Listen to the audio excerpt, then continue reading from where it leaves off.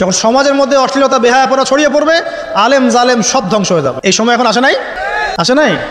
হারাম একটা সামান্য একটা হারাম ঠুনকো একটা খেলাকে নিয়ে সারা বিশ্ব কি করতেছে দেখেন নাই? কি পাগল হয়ে গেছে একেবারে, কি অবস্থা মানুষের মধ্যে। কে খেলে তারও ঠিক নাই, ওই দেশের লোক আমাকে চিনে কিনা তারও ঠিক নাই, নিজের কোনো ব্যক্তিত্ব গায়রত কিছুই নাই। আশ্চর্য একটা জাতি।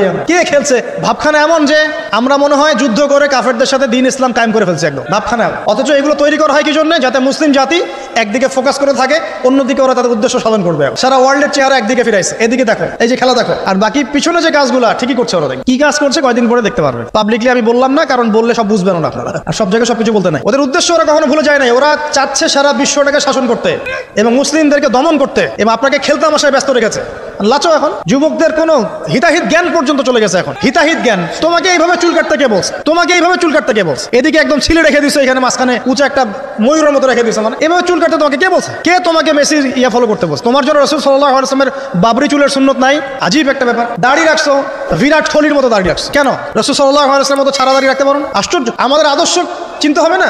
নবী সাল্লাল্লাহু আলাইহি ওয়াসাল্লামের মতো এত সুদর্শন হ্যান্ডসাম মানুষ থাকতে আমি কাকে ফলো করবো? যুবকদের পুরো মাথাটাকে ব্রেইন ওয়াশ করে ফেলা হয়েছে।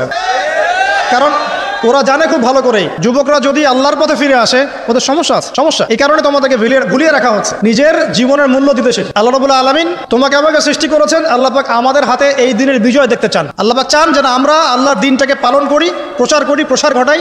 ইনশাআল্লাহ এক সময় দিন প্রতিষ্ঠা হবে ইনশাআল্লাহ। আমরা যদি খেলতামাশায় মত্ত থাকি তাহলে দিনের প্রচার কে করবে? আর সব কি ওলামায়ে কেরামের দায়িত্ব? সাধারণ মানুষের কোনো দায়িত্ব নাই? সবাই এখন এই যে ডক্টর হতে চান, ইঞ্জিনিয়ার হতে চান, ভালো কথা হন, এবং সবসময় দেখা যায় আলেম ওলামাদের সবার ভুল ধরার চেষ্টা করতে থাকেন। আপনি নিজে আলেম হচ্ছেন না কেন? তাহলে আপনি নিজে আলেম হন না কেন? নিজে একজন মুফতি হচ্ছেন না কেন? নিজে একজন মুহাদ্দিস হচ্ছেন না কেন? এতই যদি ভুল ধরতে পারেন অনলাইনে, আপনি নিজে একজন আলেম হয়ে দেখান না কেন?